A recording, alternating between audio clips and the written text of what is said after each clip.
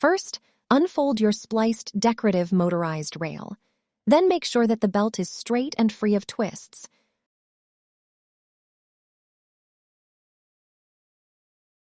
Pull the exposed end of the belt fully into the motor pulley housing. Use a tool if needed. Place the pulley's wheel inside the housing within the belt loop.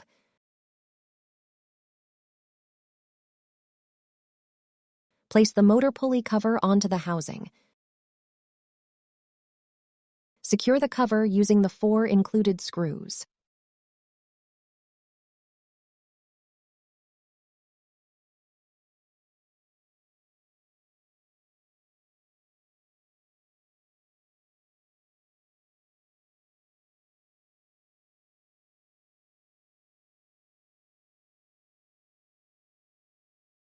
Finally, turn your decorative rail over, slide your splice into place, and tighten the screws. Then you are ready to install your decorative rail.